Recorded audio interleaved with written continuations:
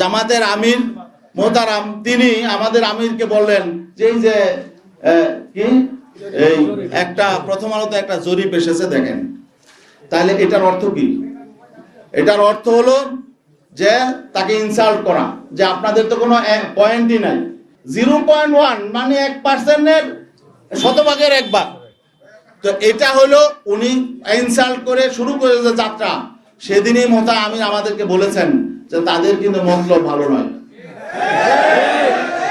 আসন সমঝোতায় সর্বপ্রথম আলোচনা শুরু হয়েছে 2 আমিরের, ডিসেম্বরের 9 তারিখ আমিরে জামাত এবং আমাদের ইসলামী আন্দোলনের আমির বীর সাহেব চরমনাই দুইজন একান্তে বসেছিলেন। যেহেতু আপনি প্রশ্নটা করেছেন, এটা আসতে হয়, আমি এদিকে যেতে চাই নাই। প্রথম দিনই তিনি ইনসাল্ট করেছেন। আপনারা জানেন বিভিন্ন জরিপ প্রকাশ হয়। 9 ডিসেম্বর যেদিন তারা দুইজন বসেছিলেন, সেদিন প্রথম আলোতে একটা জরিপ প্রকাশ হয়েছিল। সেই জরিপ আপনারা দেখেছেন। সেই জরিপে প্রকাশ হয়েছিল যে বিএনপি কে চায় 65% মানুষ, জামাতে ইসলামকে চায় 25% মানুষ, আর সেখানে ইসলামী আন্দোলনেরও ছিল একটা, সেটা হলো 0.1% মানুষ। ইলেকট্রা এয়ার কন্ডিশনার কম বিদ্যুৎ খরচে দেবে অধিক শীতলতা, আর সেভিংসও হয়ে যাবে। তাই ঠিক আছে। ওই দিন বসার পরে আলোচনা শুরুতেই জামাতের আমির মোহতারাম তিনি আমাদের আমিরকে বললেন যে এই যে কি এই একটা প্রথম আলোতে একটা জরিপ এসেছে দেখেন। তাহলে এটার অর্থ কি? এটার অর্থ হলো যে তাকে ইনসাল্ট করা, যে আপনাদের তো কোনো পয়েন্টই নাই, মানে জনমতে আপনাদের কোনো কি নাই, কোনো 1%ও নাই। 0.1 মানে 1% শতভাগের 1 ভাগ। তো এটা হলো উনি ইনসাল্ট করে শুরু করে যে যাত্রা, সেদিনই মোতা আমির আমাদেরকে বলেছেন যে তাদের কিন্তু মতলব ভালো নয়।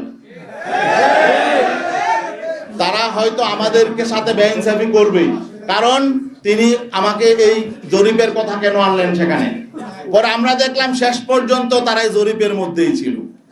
এবং সর্বশেষ মিটিং যখন আমার সঙ্গে হয়, ডক্টর আব্দুল্লাহ মোহাম্মদ তাহের সাহেব তিনিও বললেন যে আপনাদেরকে অনেক আসন দেওয়া হয়ে গেছে, জরিপে তো আপনাদের এত নাই। তখন তিনি আমার দেশের একটা জরিপের কথা সেদিন আনলেন। আপনারা জানেন আমার দেশেও একটা জরিপ প্রকাশ হয়েছিল, এবং সেটা হয়তো তারাই করেছে। যাই হোক, জরিপ কারা করে এটা আপনারাও জানেন।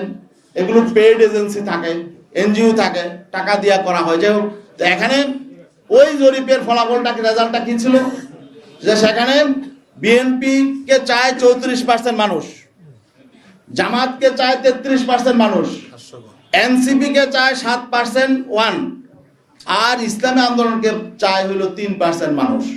আচ্ছা বলেন দেখি, জামাতকে যদি 33% মানুষ চায়, এনসিপি কে যদি 7% মানুষ চায়, তো 40% হয়ে যায়। আর বিএনপি চায় 34%, বিএনপি কে চায়, তাহলে তো বিএনপির থেকেও এখন যদি এনসিপি তাদের সঙ্গে আছে, বিএনপির চেয়ে 6% ভোট তাদের বেড়ে গেছে। এখন তাহলে আমাদের কি আর এখানে অবস্থান থাকে? এখন তখন যখন তারা বলে জরিপে তো তা আসলে আপনাদের তেমন অবস্থান নেই, তো এখন তাহলে বোঝা গেল যে তারা যে আসন দিয়েছে এটা অনুগ্রহ করে দিয়েছে। তা আমরা তো কারো অনুগ্রহের পাত্র হয়ে রাজনীতি করতে চাই না।